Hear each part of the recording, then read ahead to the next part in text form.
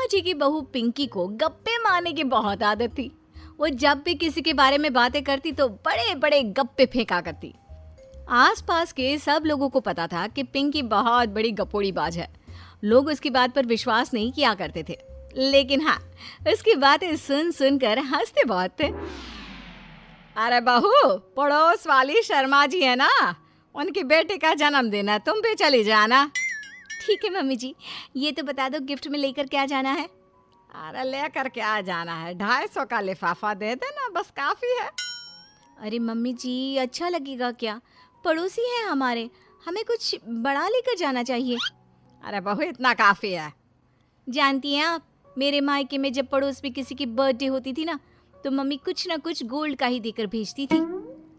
पड़ोसी के बर्थडे में सोना? कैसी बातें करती हो। और नहीं तो क्या, आपकी तरह थोड़ी ना लिफाफा पकड़ा दिया। पिंकी शर्मा जी की बेटी के जन्मदिन में चली जाती है। अरे आज तो बड़ी सुंदर लग रही हो साड़ी में। जी मैं तो लहंगा पहनकर आने वाली थी, मम्मी जी नहीं मानी। अरे बेटा, बर्थडे पार्टी में तो साड़ी चल जाती है, मेरा मतलब कोई शादी थोड़ी ना है। कैसी बात कर रही हैं आप आंटी जी? मेरे मायके में तो छोटे छोटे फंक्शन भी हम लोग लहंगा बनवाते थे बुटीक से, डिजाइन करवाकर। चाहे पड़ोस में किसी का जन्मदिन हो, मेरी मम्मी हमेशा बुटीक से नया लहंगा डिजाइन करवाती थी। मैंने तो ऐसा कहीं नहीं देखा, ये तो तुमने आज बड़े कमाल की बात बताई। अरे जाने दीजिए, कोई बात नहीं। और बताइए, आपकी बेटी नजर नहीं आ रही। अरे भाभी, मैं यहाँ हूँ, ये देखिए मेरा ड्रेस कैसा लग रहा है। ठीक ही है, मतलब बर्थडे के हिसाब से थोड़ा हल्का है ना। अरे भाभी, इतना सुंदर गाउन पहना है मैंने। मैं ना शादी से पहले अपने बर्थडे पर हमेशा जरी वाला लहंगा पहना करती थी, यही मैं तुम्हारी मम्मी को भी बता रही थी। इसके बाद केक काटने का प्रोग्राम शुरू होता है। सब लोग इकट्ठे हो जाते हैं। शर्मा जी की बेटी का केक देखकर पिंकी से रहा नहीं जाता। उसके अंदर का गपोड़ी बाज बाहर निकल कर आ जाता है। अरे इतना छोटा सा केक! अरे बेटा, मेहमानों के हिसाब से ही है, जितने लोग इतना बड़ा केक। आंटी जी, कम से कम 4 या 5 मंजिल वाला केक तो बनाना चाहिए था। आपकी बेटी का बर्थडे रोज रोज थोड़ी ना आता है। मेरे बर्थडे पर हमेशा पापा 4 केक बनवाते थे, सारे केक 4-4 मंजिल के होते थे।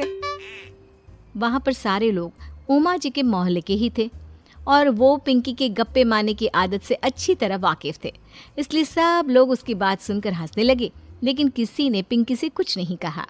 एक दिन सुबह सुबह पिंकी ने अपनी सास से कहा, मम्मी जी, मेरे मम्मी पापा मुझसे मिलने के लिए यहाँ आ रहे हैं। अरे वाह, ये तो बहुत अच्छी बात है, उनके आने की तैयारी करो, अच्छा अच्छा खाना बनाओ। वैसे कब तक आएंगे? मम्मी जी फ्लाइट से आ रहे हैं, कल शाम को 4 बजे की फ्लाइट है। फ्लाइट? लेकिन बेटा तेरा मायका तो यहाँ से 2 घंटे की दूरी पर है, तेरे मम्मी पापा फ्लाइट से कब से आने लगे? अरे मम्मी जी, आपको पता नहीं है, मेरे मम्मी पापा ना आधे घंटे की दूरी के लिए भी फ्लाइट का टिकट बुक करवाती है। अरे गप्पे थोड़े कम मारा करो बहू, कोई फ्लाइट से तब आएगा ना जब यहाँ पर एयरपोर्ट होगा। तुम्हारी मम्मी क्या उड़कर आएगी घर में? अरे हाँ मम्मी जी, मैं तो भूल ही गई थी। वो क्या ना, मेरे मम्मी पापा हमेशा फ्लाइट से ही ट्रैवल करते हैं, तो मेरे दिमाग से ही निकल गया था। अगले दिन पिंकी के मम्मी और पापा पिंकी से मिलने के लिए उसके घर आते हैं। आइए आइए जी, आपका बहुत बहुत स्वागत है। और समदन जी, हमारी बेटे की कोई शिकायत तो नहीं ना? ठीक से संभाल लिया है ना आपका घर? अरे मेरी बहू बहुत समझदार है, घर का काम बहुत अच्छे तरीके से करती है, बस थोड़ा ज्यादा बोलने की आदत है उसे, आपको परेशान करती होगी ना। बात तो आपकी सही है, उसकी थोड़ा ज्यादा नहीं बहुत ज्यादा बोलने की आदत है। लेकिन कोई बात नहीं, आपकी बेटी दिल की बहुत अच्छी है, बस थोड़ा बोलती ही तो ज्यादा है। पिंकी बेटा इधर आओ, देखो तुम्हारे मम्मी पापा आए हैं, तुमने इनके लिए खाना तो बना लिया ना? वो क्या है ना मम्मी जी, आपसे एक बात कहनी थी।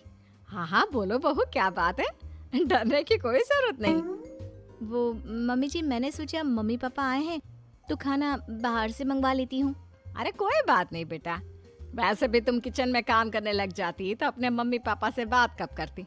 बहुत अच्छा किया, अब तुम अपने मम्मी पापा के साथ बैठकर आराम से बात करो, मैं अंदर जाती हूँ। शाम का वक्त जैसे ही दरवाजे की घंटी बजी, 3-4 लोग हाथों में खाने के बहुत सारे पैकेट लेकर उमा जी के घर पहुंच गए। अरे भाई, कौन है आप लोग? लगता है गलत पते पर आ गए। नहीं नहीं माँ जी, हम तो खाने का ऑर्डर डिलीवर करने आए हैं, यहीं से बुकिंग मिली थी।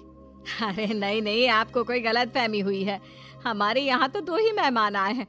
आपके हाथ के पैकेट देखकर लगता है इसमें 50 लोगों का खाना है। माँ जी, आपने सही समझा, खाना तो इसमें 50 लोगों का ही है, क्योंकि हमें ऑर्डर यहीं से 50 लोगों का मिला है। अरे लेकिन इतना सारा खाना, कहीं मेरी बहू ने अपनी गप मारने की आदत के चलते ऐसा तो नहीं कर दिया? ये खाना आप रख लीजिए और हमें हमारे पैसे दे दीजिए। अच्छा, वैसे कितने का बिल बना है? ज्यादा नहीं, बस 10,000 दे दीजिए।